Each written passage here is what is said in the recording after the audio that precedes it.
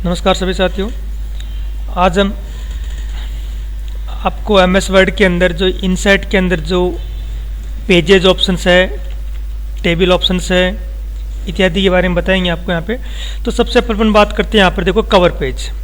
ठीक है, cover page का मतलब क्या है, शाब्दिक अर्थ क्या है, इसके बारे में अपने समझना है। कवर पेज का यहाँ पे मतलब ये लिया गया है कि जो वर्तमान में जो आपकी फाइल है उसका जो प्रथम पेज है, वर्तमान में जो आपकी फाइल है उसका जो प्रथम पेज है वो कवर पेज के रूप में प्रिंटेड पेज होना चाहिए। यानी एक तो अपन डिज़ाइन खुद तैयार करते हैं, प्रत्येक लाइन वगैरह सेट करते हैं, एक है बनी बनाई डिज़ाइंस ऑलरेडी कंप्यूटर में पहले से क्या है मौजूद है।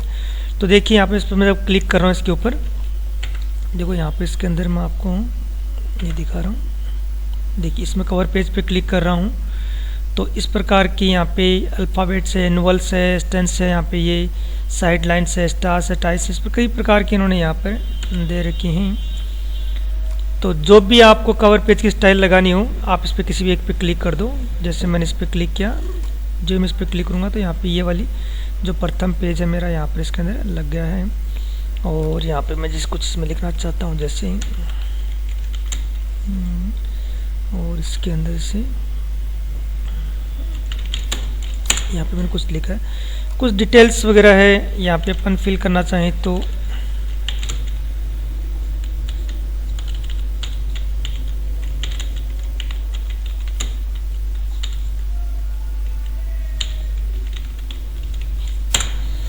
देखो यहाँ पे। तो इस प्रकार से क्या है यहाँ पे कुछ आप इसमें कुछ डेट वगैरह, रनिंग डेट्स वगैरह वो भी लगाना चाहो तो वो भी आप लोग इसमें यहाँ पे लगा सकते हैं।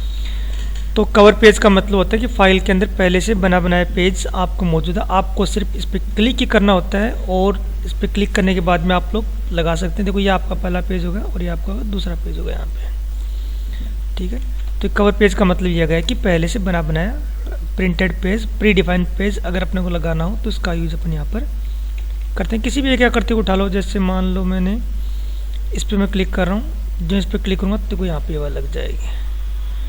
तो इस प्रकार से अपन क्या है इसमें लगा सकते हैं। मैं यहाँ पे अंडू कर रहा हूँ आपके सामने। ब्लैंक पेज, ब्लैंक पेज से आप पहले आपको एक मैं चीज़ यहाँ पे बता देता हूँ।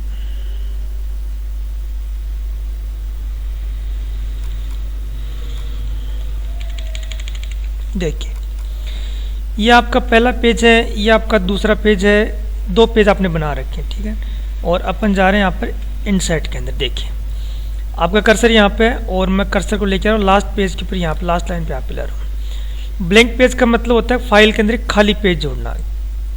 वर्तमान जो आपकी फाइल है उसके अंदर अगर अपन कोई खाली पेज जोड़ना चाहते हैं तो इसका यूज करते हैं। जो ही ब्लैंक पेज पे मैं क्लिक करूँगा देखिए इन दोनों के मध्य एक खाली पेज, यानी कि 1 नंबर पेज तो ये हो गया आपका, 2 नंबर बिल्कुल खाली आ गया है और यहाँ पे आपका 3 नंबर पेज ये आपका हो गया है। तो ब्लैंक पेज का मतलब होता है फाइल के अंदर कोई खाली पेज अगर अपन इंसर्ट करना चाहते हैं तो इसका यूज अपन यहाँ पर करेंगे। ये होता है आपको यहाँ पर ध्यान रखना ब्लैंक पेज, यानी कि खाली पेज जोड़ने के लिए इसका उपयोग किया जाता है। तो इसको मैं Ctrl+Z कर देता हूँ वापस से, वहीं पे अपना जाएंगे। ये लीजिए, तो ये आपका हो गया ब्लैंक पेज। तो कवर पेज का मतलब प्रिंटेड पेज, प्रीडिफाइंड पेज, पहले से बना बनाया पेज। ब्लैंक पेज का मतलब वर्तमान फाइल के अंदर खाली पेज इंसर्ट करने के लिए ब्लैंक पेज खाली पेज बोल सकते हैं आप लोग चाहो तो। पेज ब्रेक, देखो एक चीज़ आप ध्यान रखना इसके अंदर, यहाँ से अपन से लिखना चालू किया, लिखते हुए लिखते अपन यहाँ तक आ गए, यहाँ तक। अब मैं नेक्स्ट पेज में जा रहा हूँ तो मुझे यहाँ पे चेंज करना पड़ेगा, यानी बीच में ये जो आ रहा है वो इस पेज के और इस पेज के बीच में एक ब्रेक आ रहा है। देखो ये वाला, ये जो ब्रेक दिया जाता है वो तो होता है सॉफ्ट ब्रेक। ठीक, लेकिन अगर मैं चाहता हूँ नहीं भाई मुझे तो इसके अंदर सिर्फ यहाँ पे इस पेज में सिर्फ ये 4-5 लाइन है, 5 लाइन 5-6 लाइन यही चाहिए, बाकी जो पेज है मेरा वो आगे वाले पेज में चला जाना चाहिए। तो इसके लिए मैं यहाँ पे करूँगा पेज ब्रेक। जो ही मैं पेज ब्रेक पे क्लिक करता हूँ देखिए, यानी कि ये जो ब्रेक दिया गया है उसको हम बोलते हैं हार्ड ब्रेक। तो क्वेश्चन एग्जाम में बहुत बार पूछा जा चुका है कि यहाँ पे जो ब्लैंक जो पेज ब्रेक दिया गया है, मैं लिख रहा हूँ यहाँ पे आपके सामने, इसकी शॉर्टकट जो कमांड है वो Ctrl+ इंटर है, या कई जगह इसको रिटर्न भी लिखा होता है, रिटर्न भी लिखा होता है। ठीक है, तो पेज ब्रेक Ctrl+ इंटर या Ctrl+ रिटर्न दोनों ही परिस्थिति में आप लोग इसको काम में ले सकते हैं। तो ये आपको जगह कौन सा पेज ब्रेक यहाँ पे। तो हार्ड ब्रेक बोल सकते हैं आप लोग, मैनुअली जो ब्रेक लगता है वो तो होता है सॉफ्ट ब्रेक, और यूजर के द्वारा जो दिया जाता है वो होता है हार्ड ब्रेक। तो यहाँ पे पेज ब्रेक आपको मैंने इसके अंदर बता दिया। आज आपको एमएस वर्ड का मैं सबसे महत्वपूर्ण पार्ट करा रहा हूँ, टेबल ऑप्शंस। देखिए एमएस वर्ड के अंदर टेबल एक सबसे महत्वपूर्ण पार्ट है, जिसका उपयोग विभिन्न प्रकार की टेबल, लिस्ट, सारणी इत्यादि बनाने के लिए इसका यूज अपन करते हैं। तो कैसे उपयोग करेंगे, सबसे पहले अपन को देखना है यहाँ पर टेबल। इसके अंदर देखिए टेबल बनाने के 2-3 तरीके हैं। पहला, आप जब इस पर क्लिक करोगे यहाँ पे इस तीर के निशान पे, देखो ये अगर आपको दिखाई दे रहा हो तो यहाँ पे एक सेकंड, ये देखिए जब इस पर मैं क्लिक कर रहा हूँ तो इस प्रकार की आपको दिखाई दे रही है। ठीक, तो देखिए टेबल बनाने का प्रोसीजर एक तो आपके सामने है, इस पर क्लिक करो इस प्रकार से। ठीक है, एक तरीका है, इस पर अपन क्लिक करेंगे यहाँ पे और ऑप्शन दिखा रहा है, देखो इंसर्ट टेबल। इंसर्ट टेबल पे जब क्लिक करता हूँ तो बॉक्स आएगा और ये पूछ रहा है कितने कॉलम और कितनी रो। तो मैं चाहता हूँ 5 कॉलम और यहाँ पे कर दो इसके अंदर 4 रो कर दो। 5 कॉलम और 4 रो, ओके। 5 कॉलम और 4 रो, 1 2 3 4 और 5 तो क्या हो गए, कॉलम हो गए। और इनको तो अपन बोलते हैं कॉलम, जो लंबवत खड़े रहते हैं। ठीक है, और इनको अपन बोलते हैं रो। ठीक है ना, यानी कि ये तो क्या हो गया अपने आप, जैसे नेम कॉलम है, मार्क्स कॉलम है, सिटी कॉलम है, कॉन्टैक्ट कॉलम है, और यहाँ पे आपको जाएगा एड्रेस कॉलम्स। और ये जो यहाँ से इस प्रकार से इसको अपन बोलते हैं रो। और चौकोर खाना जो होता है इसको अपन बोलते हैं यहाँ पर सेल। रो और कॉलम को मिलाकर के किसका निर्माण किया जाता है, सेल। टेबल के अंदर सबसे छोटी इकाई क्या कहलाती है, सेल कहलाती है। तो ये तो आपका होगा यहाँ पे इसके अंदर कॉलम, और ये आपकी होगी इसके अंदर रो। और जो चौकोर खाना है इसको अपन बोलते हैं यहाँ पर सेल। अब इसमें एक ध्यान रखना, आपका कर्सर यहाँ पे 2 नंबर रो के अंदर खड़ा है, तो आपके सामने डिजाइन ऑप्शन भी आ जाएगा और लेआउट भी आ जाएगा। डिजाइन भी आएगा और लेआउट। और जो आप लोग बाहर टेबल से बाहर निकल जाओगे, देखो मेरा कर्सर यहाँ पे आ गया, तो आपके सामने जो डिजाइन था वो भी गायब हो गया और जो लेआउट था वो भी गायब हो गया। और जो इसके अंदर जाएंगे टेबल के अंदर, तो पुनः आपके सामने डिजाइन भी आ जाएगा और आपके सामने यहाँ पर लेआउट भी आ जाएगा। तो जब तक आप टेबल के अंदर रखोगे कर्सर, तब तो आपके सामने डिजाइन एक्टिवेट रहेगा और लेआउट एक्टिवेट रहेगा। और जो आप लोग टेबल से बाहर निकल जाओगे तो टेबल भी गायब हो जाएगा और आपका लेआउट भी गायब हो जाएगा। तो एक बार अपन यहाँ पे करते हैं लेआउट। मेनली कार्य जो होता है वो हमेशा लेआउट का ही होता है।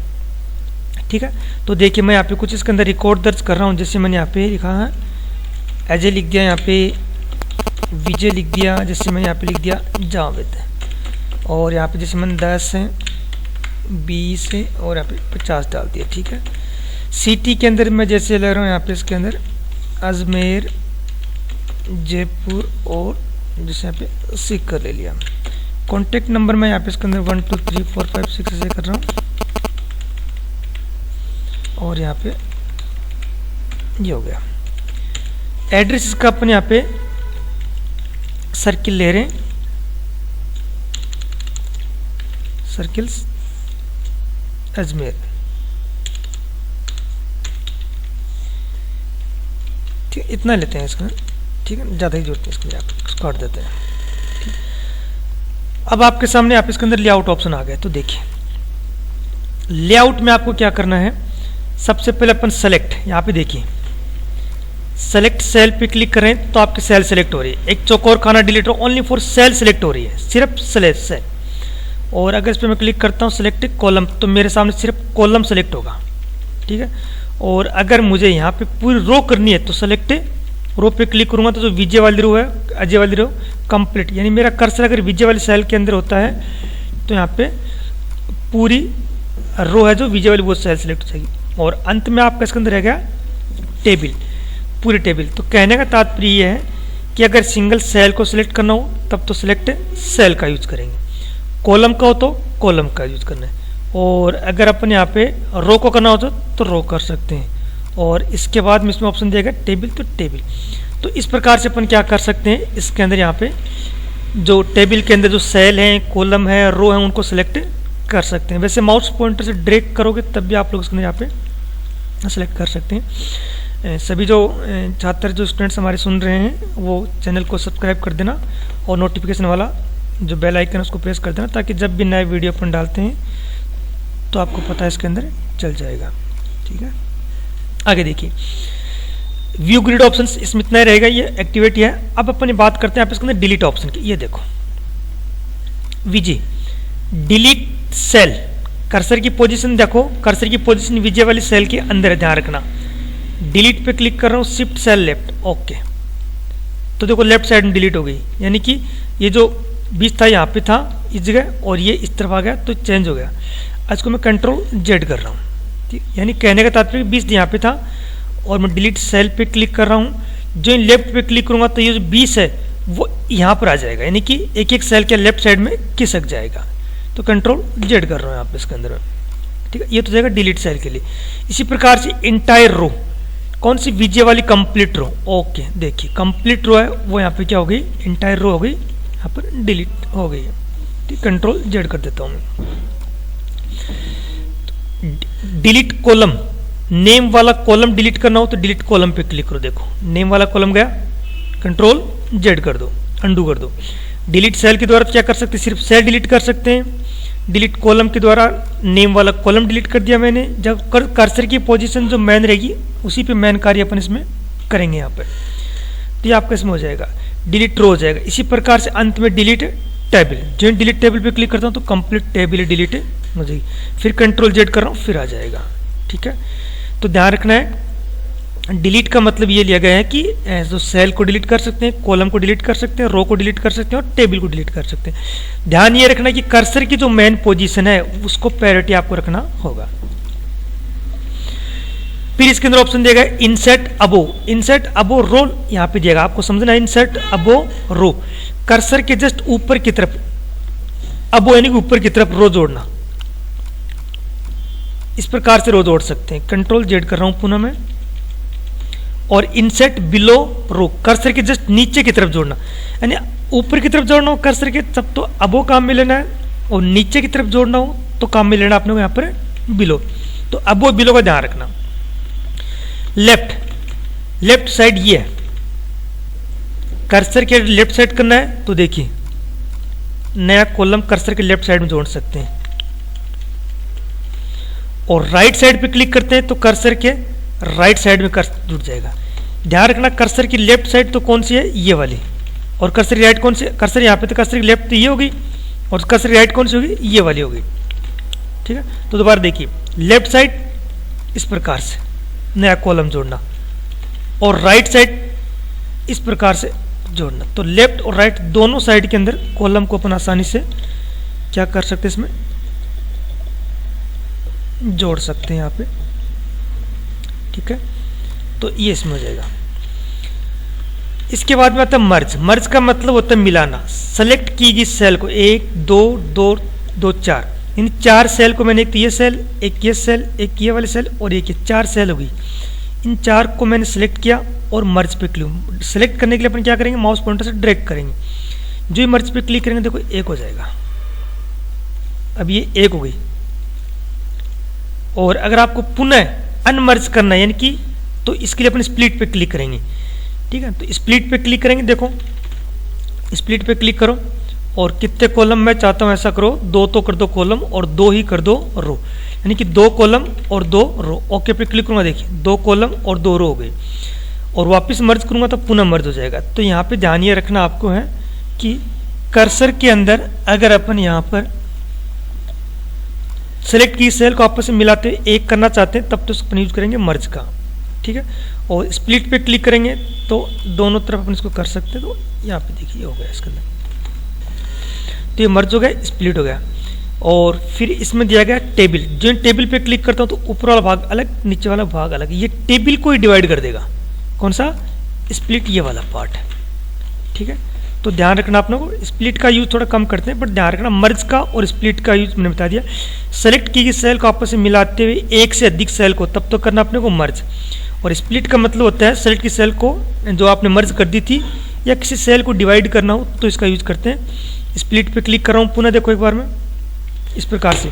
और अगर मैं इस पर क्लिक करता हूँ तो देखिए पूछेगा कितने कॉलम, ओके भाई, तो देखो देखो यहाँ पे मैंने सेट कर दिया इसको। तो इस प्रकार से अपन काम मिलेंगे स्प्लिट टेबल को। ठीक है, ऑटो फिट, अपना कर्सर यहाँ पे ऑटो फिट पे क्लिक करो और ऑटो फिट कंटेंट, इस प्रकार से कंटेंट के अकॉर्डिंग जो इसकी टेबल की साइज है वो बदल जाएगी। अपन हमेशा लगभग ऑटो फिट विंडो पे कार्य करते हैं, इसमें वो साइज वाइज चेंज नहीं होती है। अब देखिए फर्स्ट लाइन पे आओ, ये ऑप्शन हाइट, हाइट का मतलब है ऊंचाई से लेकर रो की जो हाइट है देखो इस प्रकार से, और इसी प्रकार से रो की हाइट को मैं यहाँ से परिवर्तित कर सकता हूँ, ये देखो रो की हाइट।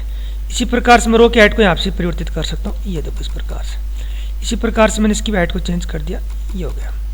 ठीक है, इसके बाद में कॉलम की विड्थ,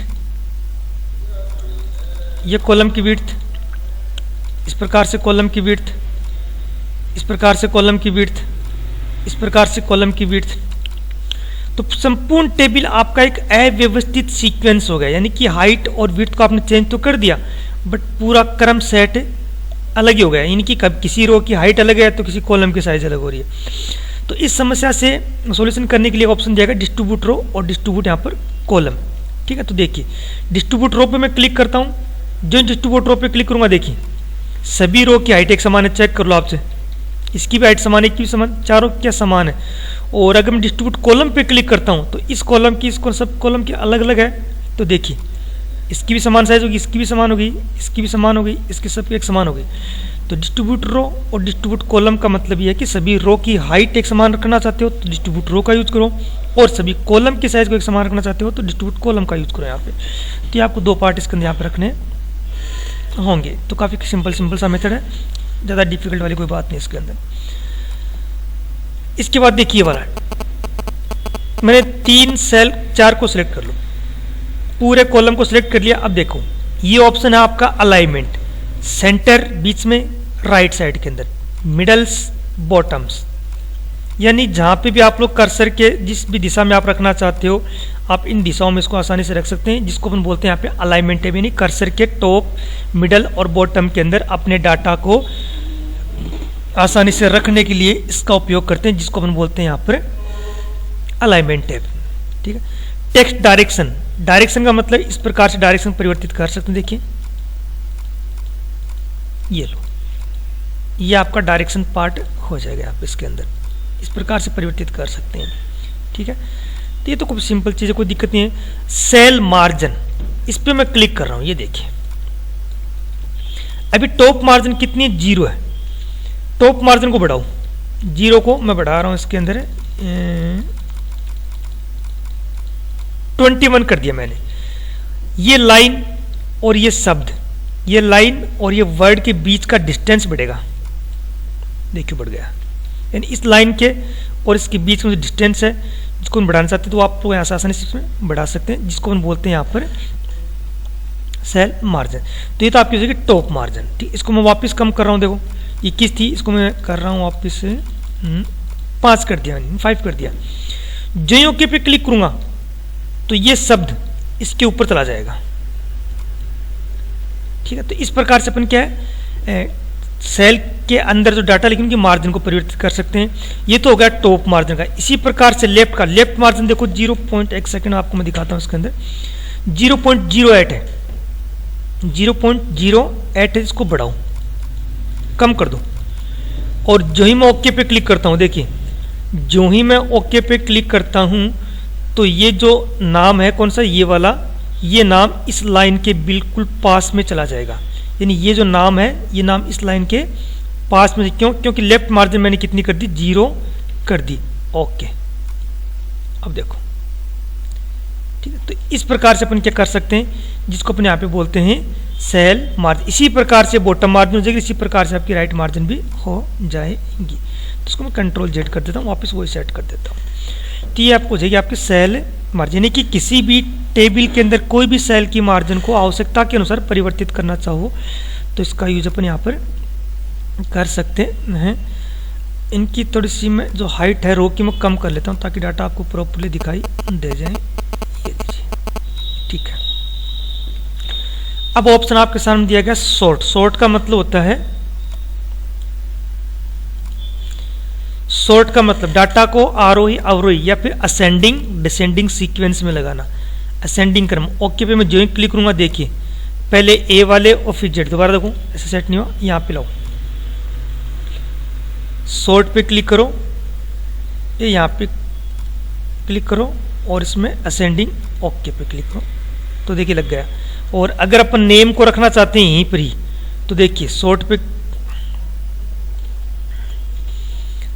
पे क्लिक करो और असेंडिंग क्रम पे क्लिक करेंगे, देखिए ये इस प्रकार सीक्वेंस सेट इसका हो गया। तो ध्यान रखना, डाटा को आरोही अवरोही क्रम में लगाना चाहते हैं, इसका यूज अपन यहाँ पे करेंगे। सॉर्ट पे क्लिक करके अपन ऐसे भी कर सकते हैं, पहले ए वाले, और अगर मैं यहाँ पे इसको डिसेंडिंग करूँगा, डिसेंडिंग पे क्लिक करिए। ओके, तो अब क्या डिसेंडिंग किया मैंने, एक सेकंड, डिसेंडिंग, तो डिसेंडिंग पे अगर मैं क्लिक करता हूँ, जी ओके पे क्लिक करूँगा, देखिए पहले जेड वाले और फिर आपके यहाँ पे ए वाले लग जाएंगे। तो आरोही अवरोही क्रम को अगर आपको डाटा रखना चाहते हैं तो इसका यूज करेंगे। तो ध्यान रखना, सॉर्ट असेंडिंग और डिसेंडिंग सीक्वेंस, यानी पहले ए टू जेड या फिर जेड टू ए सीक्वेंस अगर आपको इसमें रखना हो तो इसके अंदर अपन सॉर्टिंग अपने को करनी होगी यहाँ पे। तो इस प्रकार से हो जाएगा आपका। और सेलेक्ट करके करोगे तो सेलेक्ट करके भी अपन इसको यहाँ से कर सकते हैं। ये देखो सेलेक्ट करके हो गया। तो यहाँ पे आरो या अवरोही क्रम में इसका लगाने इसका यूज करेंगे। इसके बाद में आता है repeat header row. Repeat header row का मतलब होता है प्रथम जो हेडिंग है उसको अन्य पेज के ऊपर अगर आपको लगाना चाहते हैं तो इसका यूज अपन यहाँ पे करेंगे। देखो ये आपका एक पेज हो गया और ये आपका प्रथम पेज है। ये की हेडिंग, ये की ये same heading as it is आपको ऑटोमेटिकली इसके ऊपर लगानी, यानी कि स्वतः ही ऑटोमेटिकली यहाँ पे लगाना चाहते हैं तो अपन क्या करेंगे, कर्सर को फर्स्ट जो अपना प्रथम जो रो उस पर लेके जाएंगे और रिपीट पे क्लिक करेंगे। जो रिपीट पे क्लिक करूंगा देखिए नीचे आओ, आगे ना। इसी प्रकार से अगर मैं और इसके अंदर यहाँ पे रो जोड़ देता हूँ तो देखिए इसमें भी आ गई। ठीक है, तो आंसर ये निकला इसका है रिपीट हेडर रो का मतलब ये है कि प्रथम रो हेडिंग के ऊपर जो डाटा लिखे गए उन्हें अन्य पेज के अंदर ऑटोमेटिकली अगर अपन रखना चाहते हैं तो इसका यूज अपन करते हैं, जिसको बोलते हैं रिपीट हेडर रो। ठीक है, तो क्लियर कर लो, कोई दिक्कत नहीं है।